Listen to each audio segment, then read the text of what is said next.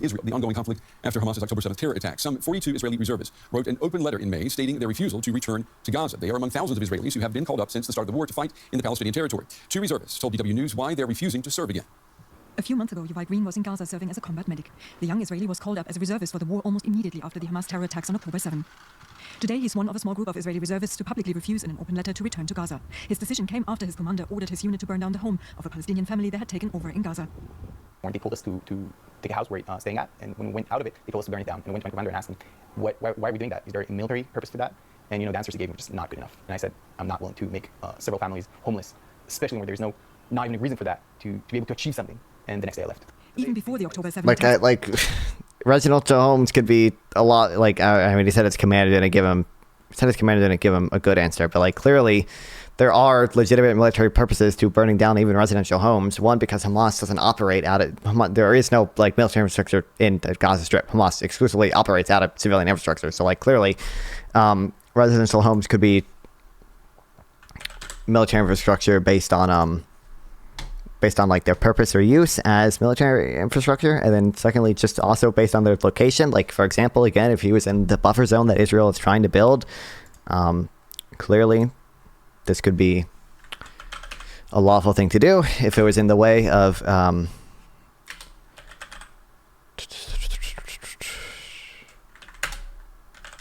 clearly if it was in a way of building, what the fuck is it? If it was in a way of building the buffer zone, then it could be a lawful military target regardless. He had planned to refuse reserve duty because of his opposition to Israel's occupation of the West Bank.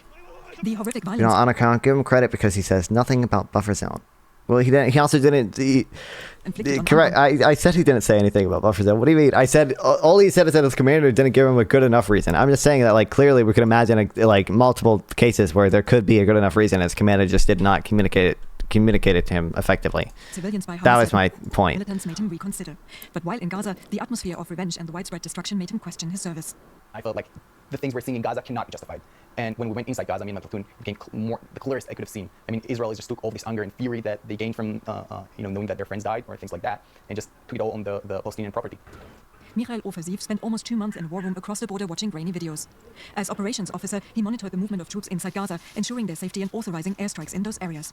But once out of the war room, doubts started surfacing. It feels very, very far away from you, because it's like kind of grungy, sometimes it's black and white. It just feels, most of the time it doesn't really feel real, But then when you go out or me specifically, when I go out of the war room, then I go to my phone, you see those pictures of aftermath, or videos of aftermath of those airstrikes. You see those people buried under the rubbles. When you start hearing the really big numbers, you start asking yourself, how can it be? If we're doing such specific strikes and such a great intelligence work and everything, how can it be that there's so many casualties, so many collateral damage, right? Michael says there were no clear rules of engagement for the troops in Gaza. The whole system was built in a way that you kind of like you fire first and then you ask the questions. Even like if you even go to ask any questions, because we did not ask any questions. It is not easy to speak. I mean, like, I don't know if we have enough evidence from this war to say for sure. It seems like in the past, Israel's done a decent job about this. Like, we have other testimony from people. Like, I think actually that person we were reading earlier, like Michael Smith or whatever, was behind the scenes in like 2014 in the Gaza conflict, and he like testifies to their like a pretty advanced proportionality analysis. They have the MAG Corps, which are like a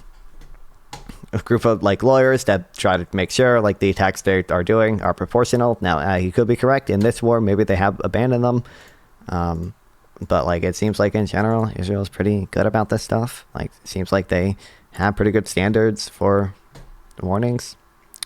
Asking good questions, but it's not for answers. Kind of, yeah. Friends support them, but some brand them traitors. Although refusing to serve could land both reservists in jail, so far the IDF has taken no action. There is a chance that they can still call me to be a child and send me to jail. But I remember thinking very clearly, and I still feel that way, that I'd rather sit in jail than do whatever we did there. Seeing the sheer destruction in Gaza was also one of the reasons Yuval gave for refusing reservist duty there.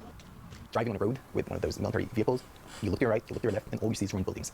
Now, some of them were ruined for certain military purposes, I guess. Some of them were ruined because they found, terrorist infrastructure below them, tunnels or stuff like that. I saw tunnels with my own eyes. So it is something that's happening. But Israel is definitely not trying to be surgical enough to make Gaza a place that would be livable afterwards.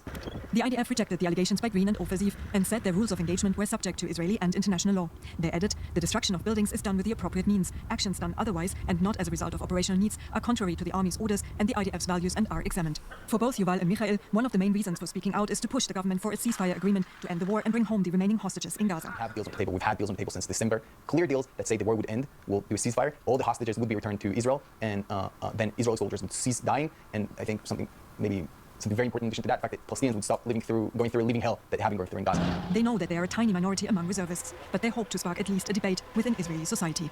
I'm joined now by Uriel Abulof. He's an associate professor of politics at Tel Aviv University. His research focuses on nationalism and questions of legitimacy and morality. Professor, it's good to have you with us. The reservists that we just saw in our report, they say that they often feel branded as traitors inside Israel.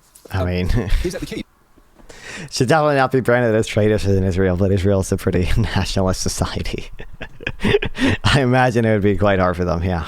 Is there a certain swath of society in Israel that would see them as traitors? How much acceptance is there for people who say, no, we don't want to serve? I think your reporter designated it right. They are a relatively tiny minority within Israel. Among the reservists, the overwhelming majority of reservists still go and carry out the commands that they are being given. There is a segment of Israeli society who would regard those reservists who decline to serve in Gaza as traitors. These two are relatively marginal minority within Israel society. I think many can understand the motivations behind their decline to serve. But again, the overwhelming majority still go and serve in the IDF. Those who are called to serve in the IDF and do go to serve in Gaza as well. Would you say that the IDF's actions in Gaza, are they scrutinized critically inside Israel? If you trust his commander's judgment while dismissing his goodwill by asking questions, he just said that his commander did not provide him with good enough answers. I'm just saying it's within the realm of possibility, at least, that his commander actually had a good answer. I don't know. I have to have like more information, But I just don't see evidence that okay, here's the thing. I don't see evidence as a matter of policy that Israel is doing things like purposefully targeting civilians or purposefully burning down homes for the sole purpose of burning down those homes. I don't see evidence that's happening as a matter of policy. So in order to overcome that, my intuition, I don't want to call this an intuition. In order to overcome the fact that there doesn't seem to be good evidence that they're doing this as a matter of policy, I'm probably going to need evidence that they actually did not have good reason to do it, and they were doing it for the purpose of burning down the civilian home. That's what you'd have to show me to overcome the burden. I'm just suggesting we should see this from the commander's point of view. Culture if lying is integrated in IDF. Oh, I bet, sure. Ingrained in IDF. Perhaps not as much as they should. Since the war started, there is enough indication that the army could be more judicial in affecting with its full force less than what it has when it comes to damaging civilians, both human life and properties. There is some scrutiny going on, but perhaps not sufficient. And I think the role of these letters, this is of course a tiny minority. And as the reporter said, it's about bringing up to public consciousness, to public discourse, the possibility that we may have stepped too far in what we should do. Mm-hmm. How does the IDF, how does it deal with criticism coming from within its own ranks? I mean, is there place for that at all? There is a place for that, but I think that the response that you have received, that the IDF abide by international law and domestic law as well, I think are being investigated. This is by and large the way that the IDF has been framing it also for inward consumption. And by and large, it has worked. I mean, most Israelis do support the IDF, much more than they support their government, for that matter. So there is not, until now at least, much of a debate about the means in which the IDF carry out the mission. And the main reason, of course, is that the mission, at this point at least, is unclear. And it has been unclear for several months now, but that is more to do with the government than with the IDF itself. Mm-hmm. And we know that the polls show the vast majority of Israelis, they support the military operation in the Gaza Strip. Some even say that the military operation doesn't go far enough. So in your opinion, does that explain why we are talking about these reservists who represent just a tiny fraction of the serving population? Look, there is a great frustration in Israel. Obviously, October 7 was a great shock, and people want to see as much as possible the IDF carrying out an operation that will make sure that something like October 7 or any other iteration thereof would not be possible. And there is a great frustration because with all the might of the IDF, there seems to be no way out of it. And there is no way out of it because the IDF, other than trying to damage Hamas capability as much as possible, cannot replace Hamas as a governing body in Gaza. And the Israeli government refuses to have any other body, Palestinians or even taking hold of the Gaza Strip. So we are facing a situation, many of the reservists allude to that in their letter, that they were asked to eradicate Hamas in a certain area of the Gaza Strip, left that area, and being summoned again to the reserve a couple of months later to do the same sort of job. And that has been the case precisely because there is no one else to replace Hamas. You can't have a void. Okay. And this is what we've created again and again. A void, and Hamas takes over again and again. Professor Uriel Abulof from Tel Aviv University, unfortunately we're out of time, but we appreciate your analysis today. Thank you. Thank you.